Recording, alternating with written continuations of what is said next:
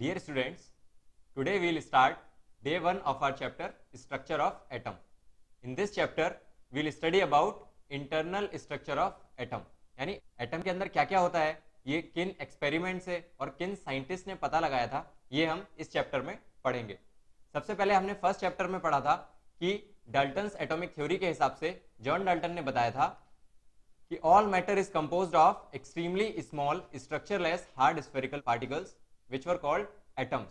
यानी एटम्स के बारे में डाल्टन ने बताया था और एटम्स को माना गया था कि ये पार्टिकल्स इनडिविजिबल हैं. These particles were called indivisible, यानी कि इनको फर्दर डिवाइड नहीं किया जा सकता. लेकिन उसके बाद इलेक्ट्रॉन्स और प्रोटॉन्स की डिस्कवरी हुई तो ये नोशन चला गया कि एटम जो है वो इनडिविजिबल होता है. तो एटम के अंदर क्या क्या होता है वो हम इस चैप्टर में पढ़ेंगे. First of all we should start with the first theory regarding this, Thomson's model of atom. J.J. Thomson, he proposed that an atom consists of a uniform sphere in which positive charge is uniformly distributed. Since now we had the discovery of electron as well as proton, यानी हमें पता था कि atom के अंदर positive charge होता है और नेगेटिव चार्ज होता है. तो एटम किस तरीके से स्टेबल रहता है, इसके लिए J.J. थॉमसन ने अपना स्ट्रक्चर दिया कि atom consist of a uniform sphere in which positive charge is uniformly distributed. The electrons are embedded into it in such a way as to give the most stable electrostatic arrangement. यानी positive charge और negative charge balance रहेगा atom के अंदर और जो positive charge है वो uniformly distributed है इस पूरे मॉडल में. This model was also called watermelon model और raisin pudding model. This sphere is like watermelon in which positive charge is red color which is uniformly distributed while the electrons are embedded like seeds of watermelon. So this was the first model proposed by J.J. Thomson. But this model could not explain the Rutherford experiment. After some time Rutherford conducted an experiment जो कि बहुत important experiment था atom के अंदर का structure find out करने के लिए. उस एक्सपेरिमेंट के जो ऑब्जर्वेशंस थे उसको ये मॉडल एक्सप्लेन नहीं कर पाया. This model was unable to explain whatever the observations were recorded in case of Rutherford's experiment. First of all, let us study about Rutherford's experiment. Rutherford ने क्या किया था ये देखते हैं. Rutherford conducted an experiment in which he bombarded gold foil with alpha particle beam. उन्होंने एक alpha particles की बीम ली और उसको गोल्ड फॉइल पे बॉम्बार्ड किया. अल्फा पार्टिकल्स क्या होते हैं? Doubly charged helium atoms. Helium atoms जिससे कि दो इलेक्ट्रॉन्स निकल जाते हैं, उसके बाद जो उसका न्यूक्लियस बचता है which is written as He2+, इसको हम कहते हैं अल्फा पार्टिकल्स. तो उन्होंने अल्फा पार्टिकल से गोल्ड फॉइल को बॉम्बार्ड किया. तो जो ऑब्जर्वेशंस थे उससे रिलेटेड वो क्या थे, देखिए आप फिगर में देख सकते हैं इस एक्सपेरिमेंट का सेटअप. अल्फा पार्टिकल इमिट किए थे रेडियो एक्टिव सब्सटेंस रेडियम ने. इस रेडियम से अल्फा पार्टिकल्स एमिट हुए और एक स्लिट के थ्रू यानी कि एक बीम बनकर अल्फा पार्टिकल्स ने गोल्ड फॉइल को अटैक किया. और जो ऑब्जर्वेशंस थे उसके बाद अल्फा पार्टिकल्स गोल्ड फॉइल से होकर जिस तरीके से निकले वो हम जिंक सल्फाइड की स्क्रीन पर डिटेक्ट कर सकते थे.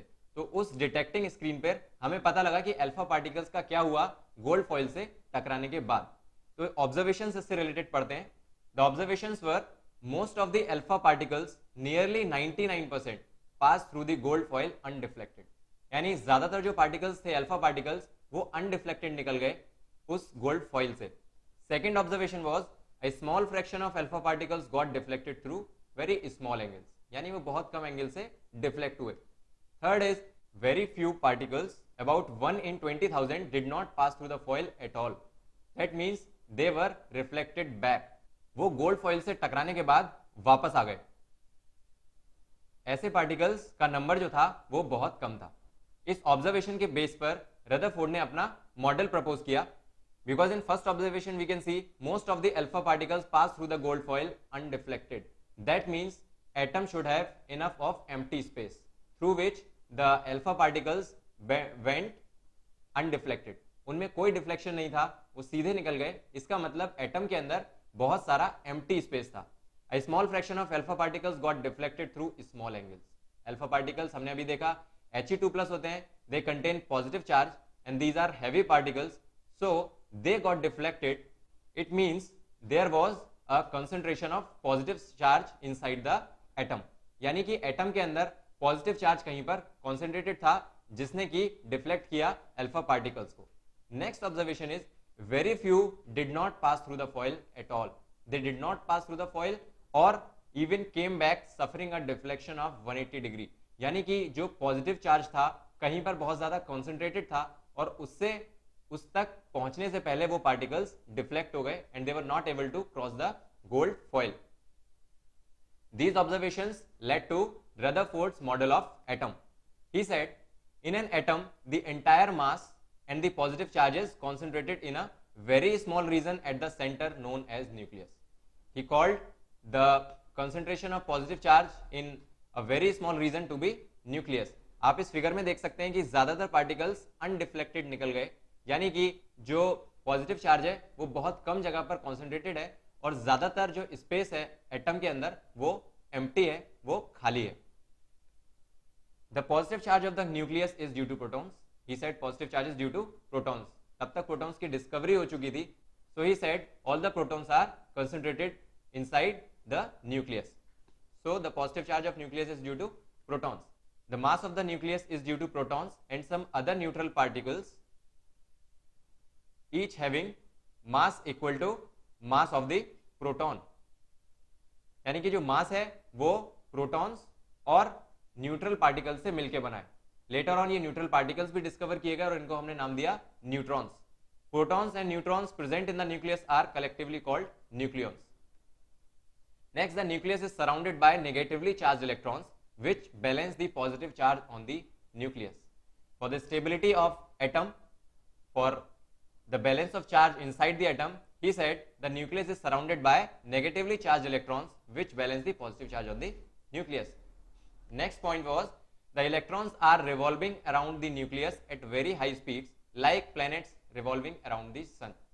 यानी इलेक्ट्रॉन्स जो हैं वो उसके अराउंड, न्यूक्लियस के अराउंड घूमते रहते हैं तेजी से, जिससे कि एम्प्टी स्पेस बना रहता है न्यूक्लियस के अंदर. The electrons and the nucleus are held together by an electrostatic force of attraction.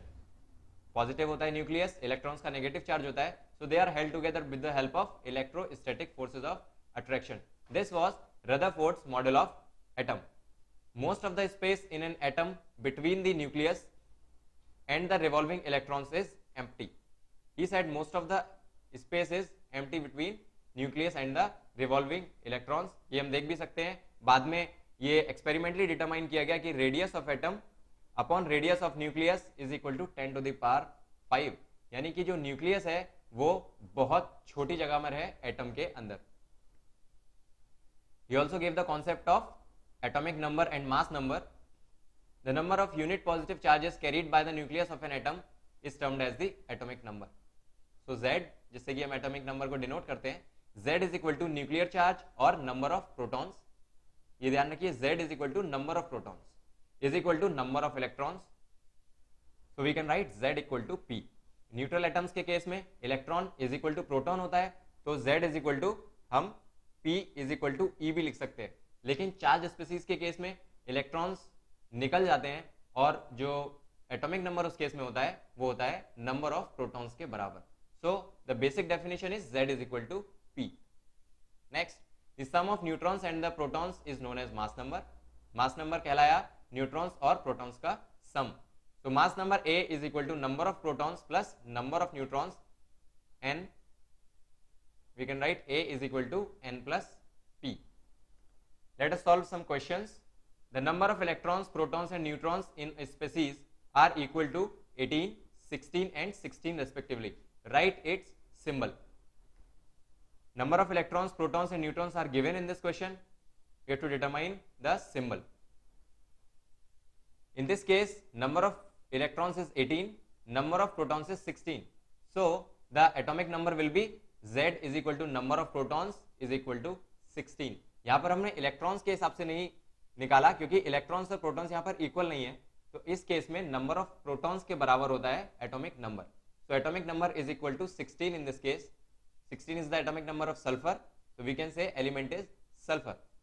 Next, mass number is equal to number of protons plus number of neutrons. So we can write 16 plus 16 is equal to 32. Mass number of sulfur 32. Symbol में represent करने के लिए हमें mass number पता होना चाहिए, atomic number पता होना चाहिए, इसके अलावा चार्ज पता होना चाहिए कि उस पर चार्ज कितना है. इस स्पीसीज के केस में आप देख सकते हैं electrons are not equal to protons, so there will be some net charge on the nucleus. There will be some net charge on this species. Species is not neutral because the number of protons is not equal to number of electrons. It is anion with charge equal to excess electrons because there are 18 number of electrons. So 18 minus 16 is equal to 2. This much amount of negative charges present on the species. तो अब इसका जो symbol हम लिख सकते हैं, symbol sulphur, S से represent करते हैं सल्फर को. नीचे हम लिखते हैं उसका एटॉमिक नंबर ए, और लेफ्ट हैंड साइड में ऊपर की तरफ हम लिखते हैं Z यानी कि मास नंबर, और यहां पर आप देख सकते हैं जिससे सर्किल से हम डिनोट कर रहे हैं, यहां पर लिखते हैं net charge. Net charge on this species we can call this ion. तो इस एनायन पर, सल्फर का जो एनायन है, इस पर कितना नेट चार्ज है? -2. So it can be represented as sulphur S, ऊपर मास नंबर 32, नीचे एटॉमिक नंबर 16, और राइट हैंड साइड में ऊपर की तरफ -2 which is net charge. Next question is an element with mass number 81 contains 31.7% more neutrons as compare to protons. Assign the atomic symbol. यहां पर हमें गिवन है कि मास नंबर कितना है? 81, और number of neutrons is 31.7% more than the number of protons. So we have to assign the atomic symbol. यहां से हमें मास नंबर पता है, तो उसकी हेल्प से हम निकालेंगे कि नंबर ऑफ प्रोटॉन्स और नंबर ऑफ न्यूट्रॉन्स किससे, नंबर ऑफ न्यूट्रॉन्स और नंबर ऑफ प्रोटॉन्स कितने हैं, उससे हम निकाल सकते हैं एटॉमिक नंबर, और उससे हम निकाल सकते हैं उसके बाद इसका एटॉमिक सिंबल लिख सकते हैं. So we write mass number is equal to number of protons plus number of electrons.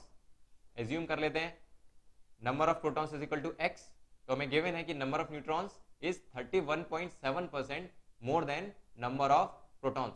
So number of neutrons is equal to x, which is number of protons, plus 31.7% of x is equal to 1.317x. This is number of neutrons. इन दोनों को add करेंगे, number of protons और number of neutrons को, तो हमें मिलेगा mass number. So mass number is given 81. So x plus 1.317x is equal to 81. x is equal to 81 divided by 2.317. This is 35. Approximately x की value आती है 35, यानी कि number of protons is equal to 35 हमें मिल चुके हैं. Symbol we can write 35 is chlorine. तो symbol can be written as shown in this answer. Rutherford model was not able to explain emission spectra और लाइन स्पेक्ट्रा ऑफ हाइड्रोजन, यानी कि hydrogen का जो लाइन स्पेक्ट्रम होता है उसको explain नहीं कर पाया रदरफोर्ड्स मॉडल ऑफ एटम. ये लाइन स्पेक्ट्रा क्या होता है हाइड्रोजन का, ये हम स्टडी करेंगे लेटर ऑन. सबसे पहले हम लाइट के बारे में कुछ पढ़ते हैं. लाइट का जो नेचर है, एज्यूम किया था हाइगन्स ने कि लाइट वेव नेचर फॉलो करती है. वेव्स क्या होती हैं? सबसे पहले कुछ प्रॉपर्टीज वेव्स की पढ़ते हैं. आप देख सकते हैं वेव्स को हम रिप्रेजेंट कर सकते हैं एज इन फिगर. देखा होगा आपने वाटर में रिपल्स फॉर्म होती हैं. अगर कोई स्टोन हम फेंकते हैं तो वाटर में रिपल्स फॉर्म होती हैं, जिनको कि हम वेव्स बोलते हैं. उस तरीके के मोशन को हम वेव्स बोलते हैं जो कि वाटर का दिखाई देता है. आप इसको रिप्रेजेंट करते हैं इस डायग्राम में अगर, तो वेव्स की जो कुछ कैरेक्टरिस्टिक प्रॉपर्टीज होती हैं उसमें से पहली है वेवलेंथ. वेवलेंथ क्या होती है? जो टॉपमोस्ट पॉइंट्स हैं उनको हम क्रेस्ट बोलते हैं, और जो लोएस्ट पॉइंट्स होते हैं उनको हम ट्रोज बोलते हैं. तो अल्टरनेटिव क्रेस्ट या फिर अल्टरनेटिव ट्रोज के बीच में जो डिस्टेंस होता है उसे हम लैम्डा यानी कि वेवलेंथ कहते हैं. The distance between two adjacent crest or trough is called wavelength of that wave. Next is frequency. What is frequency? The number of waves which pass through a given point in 1 second, it is known as the frequency of that wave. Frequency can also be written as 1 by t, capital T, which denotes time period of wave. T here is time period. Next, we define velocity. The distance traveled by a wave in 1 second is called the velocity of the wave. So velocity can be written as c is equal to lambda into nu, which is frequency, because we can also write c is equal to lambda upon time period. Next is amplitude. It is the height of crest or depth of throw of a wave. जितना highest motion कर रहा है particle अपनी mean position से, ये जो आपको straight line दिख रही है ये मीन पोजीशन शो कर रही है पार्टिकल्स की, तो इस केस में जो उनकी मीन पोजीशन से उनका टॉपमोस्ट तक जो मोशन हो रहा है उसको एम्पलीट्यूड बोलते हैं. This is the height of crest और डेप्थ ऑफ थ्रो और wave, depth of trough of wave. So amplitude is shown in this figure by A. Next is wave number. It is defined as the number of wavelengths per centimeter. It is equal to inverse of wavelength. So wave number is represented by nu bar. It is equal to 1 by lambda.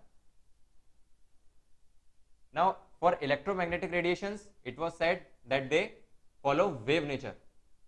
Nature of electromagnetic radiations was told by Maxwell as these consist of electric and magnetic fields that oscillate in the directions perpendicular to each other, and both are perpendicular to the direction in which the wave is traveling as shown in figure. इस figure में देखिए electric field जिसको कि red line से हमने show किया है, तो ये रेड वाली वेव है इलेक्ट्रिक फील्ड, और मैग्नेटिक फील्ड इसके परपेंडिकुलर वाले प्लेन में है, यानी कि जो लाइट ब्लू कलर से आपको दिख रहा है इस प्लेन में आप देख सकते हैं magnetic field. So it was said that electromagnetic radiations they consist of electric and magnetic fields that oscillate in the direction perpendicular to each other, and both are perpendicular to the direction in which the wave is travelling. Wave is travelling along this dotted line. तो आप देख सकते हैं कि दोनों electric field और magnetic field perpendicular हैं इस लाइन के. Now all electromagnetic waves travel with the same speed. In vacuum, the speed of all types of electromagnetic radiation is 3 into 10 to the power 8 meter per second, which is called speed of light. ये सारी waves एक ही speed से चलती हैं vacuum में, which is 3 into 10 to the power 8 meter per second. These electromagnetic radiations do not require any medium for propagation. These electromagnetic radiations do not require any medium for propagation. यानी इन waves के motion के लिए कोई भी medium नहीं चाहिए. जैसे water के केस में हम देखते हैं जब रिपल्स फॉर्म होती हैं तो उन रिपल्स को प्रोपगेट करने के लिए एक मीडियम चाहिए जो कि वाटर है, लेकिन इलेक्ट्रोमैग्नेटिक रेडिएशन के केस में कोई भी मीडियम नहीं चाहिए. जैसे कि सन से जो लाइट आती है वो इलेक्ट्रोमैग्नेटिक रेडिएशन का एग्जाम्पल है, उसमें हम देखते हैं कि उसको मीडियम की जरूरत नहीं है क्योंकि वैक्यूम है, सन से लेके एटमॉस्फेयर तक उसमें वो ट्रेवल कर लेती है. So it does not require any medium for propagation. Let us solve an example related two waves. Calculate the wavelength, frequency and wave number of a light wave whose time period is given here 2 into 10 to the power minus 10 seconds. आपको time period given है, wavelength निकालनी है, frequency निकालनी है और wave number निकालना है. सबसे पहले हम फ्रीक्वेंसी निकाल सकते हैं. Nu is equal to 1 upon time period, so it is equal to 1 upon 2 into 10 to the power minus 10 is equal to 5 into 10 to the power 9 per second. उसके बाद अगर हमें फ्रीक्वेंसी पता है तो हम लैम्डा की वैल्यू कैसे निकाल सकते हैं. Lambda is equal to C by nu. इसका आंसर आता है 6 into 10 to the power minus 2 metre.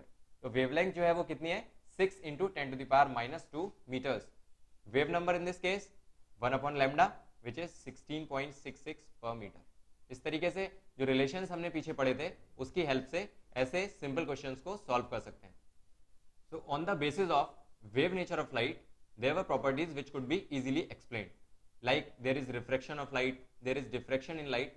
आपने वेव मैकेनिक्स में पढ़ा होगा कि रिफ्रैक्शन होता है लाइट का डिफ्रैक्शन होता है. उसको हम किससे पढ़ते हैं, वेव मैकेनिक्स में. यानी कि वेव नेचर ऑफ लाइट जो है वो एक्सप्लेन कर देता है डिफ्रैक्शन और रिफ्रैक्शन के प्रोसेस को. लेकिन कुछ प्रोसेस ऐसे थे जो कि इस थ्योरी से रिलेट नहीं हो पाए, वो एक्सप्लेन नहीं कर पाए कि ऐसा क्यों हो रहा है. उसमें से सबसे पहला था ब्लैक बॉडी रेडिएशन. जब भी हम किसी सॉलिड को हीट करते हैं, सपोज हम आयरन रॉड को अगर हीट करते हैं तो उसका कलर चेंज करता जाता है. सबसे पहले वो रेड होता है, फिर येलो होता है, फिर एंड में वो ब्लू हो जाता है. तो ये कलर चेंज क्यों होता है जब उसको हीट करते हैं, ये एक्सप्लेन नहीं कर सका wave nature of light.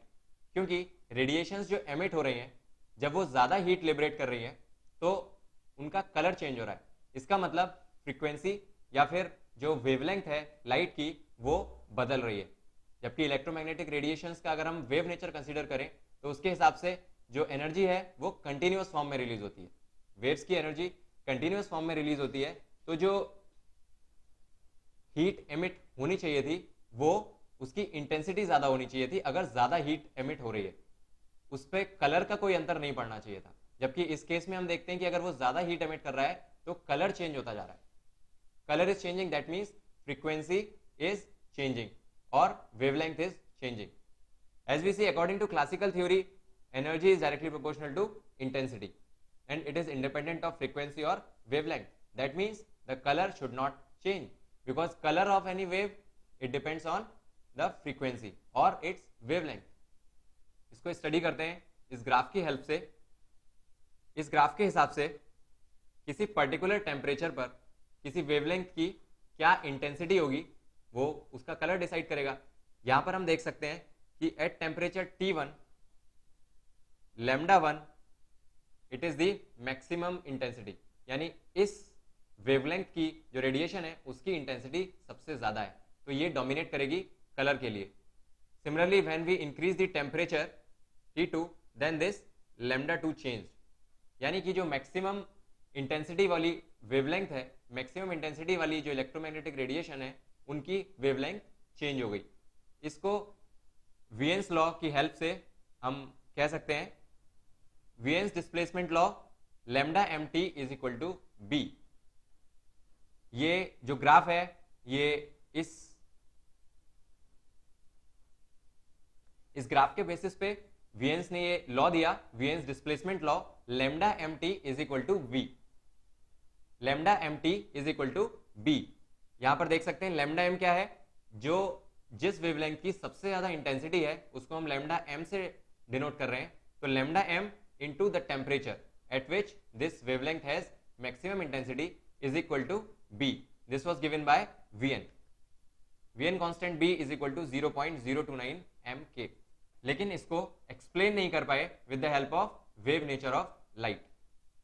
Second phenomena which could not be explained on wave nature of light was the phenomena of ejection of electrons from the surface of a metal when light of suitable frequency strikes on it. ये observe किया गया कि जब किसी metal के surface पर light incident होती है तो कुछ इलेक्ट्रॉन्स एमिट कर रहे हैं। फोटो इलेक्ट्रिक इफेक्ट में क्या होता है, इसमें ऑब्जर्व किया गया कि मेटल सरफेस पर जब लाइट इंसिडेंट होती है तो इलेक्ट्रॉन्स एमिट होते हैं। इस इफेक्ट को हमने क्या कहा, फोटो इलेक्ट्रिक इफेक्ट। लेकिन ये ऐसा नहीं था कि आप कोई भी लाइट किसी भी सरफेस पर डालें तो इलेक्ट्रॉन्स इजेक्ट हो रहे हो। इस इफेक्ट से रिलेटेड जो ऑब्जर्वेशंस थे उसको भी वेव नेचर ऑफ लाइट के हिसाब से हम एक्सप्लेन नहीं कर सकते थे। देखते हैं ऑब्जर्वेशंस थे क्या इस केस में। First of all, for each metal certain minimum frequency of light is needed to eject the electrons. This is known as threshold frequency and it is different for different metals. यहां पर हमने observe किया कि for each metal minimum frequency of light is needed to eject the electrons, यानी कि electron eject होगा या नहीं होगा ये किस पे डिपेंड कर रहा है, फ्रीक्वेंसी पर। जबकि इलेक्ट्रोमैग्नेटिक थ्योरी के हिसाब से अगर इलेक्ट्रॉन एनर्जी के साथ इमिट करना चाहिए था तो वो इंटेंसिटी पर डिपेंड करना चाहिए था लाइट की, जो कि ऐसा नहीं है। यहां पर गिवन है कि certain minimum frequency of light is needed to eject the electrons, यानी कि अगर फ्रीक्वेंसी नहीं है और इंटेंसिटी कितनी भी हो तभी भी इलेक्ट्रॉन्स रिलीज नहीं हो रहा है। So this was in contradiction to wave nature of light. Next, the kinetic energy of the ejected electron is directly proportional to the frequency of the incident radiation. Again, kinetic energy was not depending on the intensity, this was depending on the frequency of the metal. This was depending on frequency of the incident radiation. Next observation was the number of electrons ejected per second from the metal surface depends upon the intensity of incident radiation, but it does not depend upon its frequency. यानी कि कितने electrons eject होंगे ये depend कर रहा था light की intensity पर। इसको एक्सप्लेन करने के लिए मैक्स प्लैंक ने प्लैंक्स थ्योरी दी।